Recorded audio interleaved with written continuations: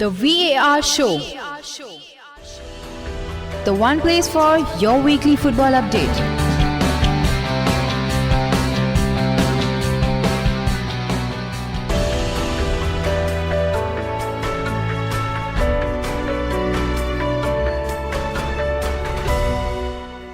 Hola, very warm welcome to the VAR show, the show we talks about all the various major football leagues in detail. Today we are going to continue the theme of interviews, and today we have two friends who came from somewhat similar backgrounds of injury, discovered their love for football and common grounds to help young Indian footballers. We have Sharath and Abhishek with us. Abhishek has been a league winner with Chennayin FC in its inaugural 2 years of ISL. Now he continues to be an advisor and mentor to coaches and players in Dream United Football Academy, and Sharath has been a football player turned coach and founder of Dream United FC. So that intro was written by Sharath. Okay, so since you all are involved in a lot of the academy from very young age, so like, what are some of the problems you all come across in when you all see the football in a wider scale? Yeah, so we did a lot of research before we actually started working together, Abhi and I. I had been working in grassroots football for about 7 to 8 years before I met Abhi. So I was always not satisfied with the kind of results I was getting, or rather the development curve was very slow or very small. And we tried to figure out where we are going wrong and how to tackle the problem from its root cause, right? So I had to do some research, and I figured that why are we not able to keep our development or our work with grassroots or youth football with an accountability factor to it. And that's when actually Abhi told me, after like 7 or 8 years of me doing this work, is when he said, can you tell me what you have done for the last 7 years? And I had no answer. And I kept seeing why that was. It is because of the same culture I came from, or the coaches of my time, or the previous years, right? Nobody held themselves accountable, nor the players had a culture where they could demand accountability from coaches, right? So I did some research and tried to figure out why this was happening. So we looked at the whole point, and in a cricket dominant country like ours, and cricket is generally a rich man's sport, right? So who plays football in our country is one of the questions that came to my mind. And if we look at it, it has always been economically poor class of kids or players who play the sport itself. And what generally happens is, neither are they educated, nor this strata of society is not something that people want to keep accountable for. For example, if a player gets injured, or he's underperforming, or he needs help genuinely, at lower levels, nobody is there to actually fund them or help them progress in their career. And this keeps happening time and time again over generations of football now. We look at players who are playing well, who are doing well, and suddenly they are nowhere to be seen. And we keep seeing this happening, and I try to figure out where we were going wrong for what the reason was, right? It's a very basic thing. It's not even a football factor. It is just how India is. People don't just bother about this kind of a thing, right? So I also wanted to see, like, how can we keep ourselves accountable? When Abhi asked me that question, I also thought, like, why haven't I been doing it? And then I took almost 2 to 3 years. In fact, it took me 2 to 3 years to understand that I have to keep myself accountable. I have to keep the players' development accountable. And it starts with a very basic thing of, can you track, can you record, can you show progress in an evidence-based manner, right? So then I realized that, yeah, there is a lot of technology required, there's a lot of personnel required, and the basic thing is that there's a lot of effort. And when you put in that effort is when you will see development happening. And this is not just one coach or two coaches or anything. It should be a culture. It should be a system of, say, a country's football system, which should probably hold, everything accountable for. and then maybe you will see development happen. And then we started getting together and putting small processes and systems together. And then we saw that, okay, there is at least we know where we started and where we are now and where we are heading. Let the development be fast or slow is not a question. We will do what we can, but at least we know where we are heading, right? I think Abhi will tell you more about this because he's always been someone who has even at times we always fight about this thing, and he's always one who's pushed me to do this kind of a thing.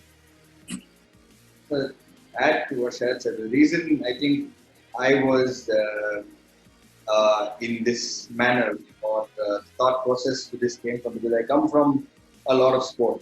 I come from a family of sport, cricket and athletics. So I inevitably played was from athletics, which was actually a great base to work out of for all the athletes. So I actually went on playing professional cricket for a while, but then football was always my first love, which I also from a sports science perspective, which I began to study very early in my life because of a lot of injuries that I had.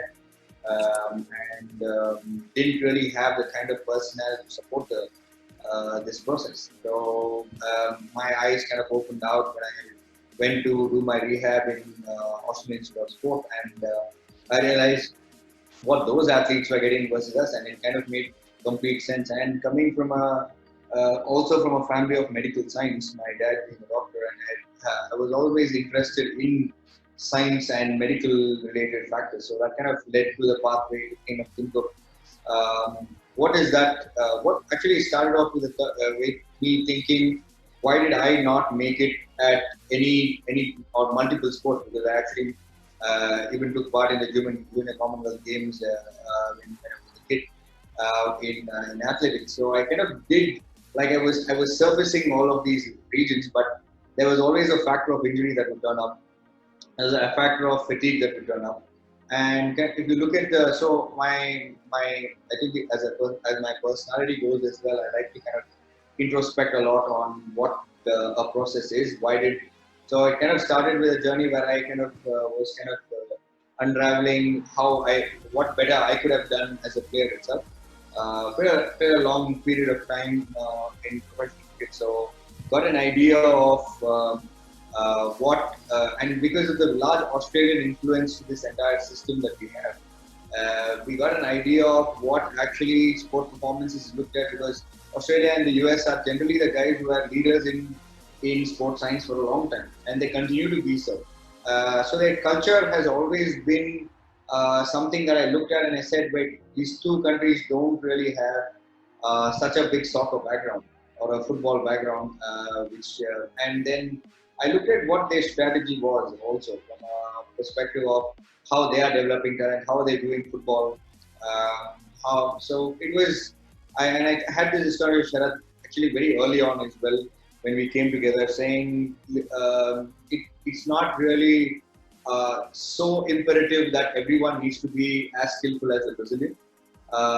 Yes, it helps to have a really skillful couple of players in the team to have that X factor to it. But at the same time, I looked at what the US actually mainly who had done, and I think in the recent World Cup, even Australia has shown what they've done. And the reason behind that was they thought of they looked at everything through the lens of sports science, and they saw it as a factor that they may not be as skillful enough to keep the ball, so they might lose the ball more. Hence, the players will need to go and get the ball more or win the ball more. And they started playing a high pressing game, which required a large amount of volume of running and volume of sprints in there. And my influence into technology was very early on. Actually, Catapult had a huge influence in the way I looked at sports tracking and monitoring. So I kind of saw what kind of mileages they were running, and I can actually put India into that gamut of things what Australia and the US have done. And I could see that if we started at the grassroots and we started looking at factors like these, how do we, because a lot of them spend a lot of time doing technical work, but there's never a progression of that technical work into something of performance.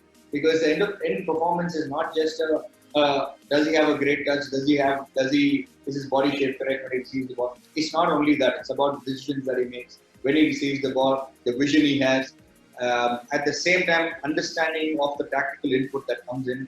So to do all of this, if his physical components actually support him to do something like that, for example, a right back, if he was having a large volume that he could run, he would be doing a lot more overlaps, which means you could be also pressing up high all the time, right? So the strategy can be extremely different if you have a group of players whose physical abilities, something that you have kind of worked on from a young age, and this development work needs to be because generally we're kind of speaking about development at 15 and 16, which is not a bad period from a physical development standpoint actually.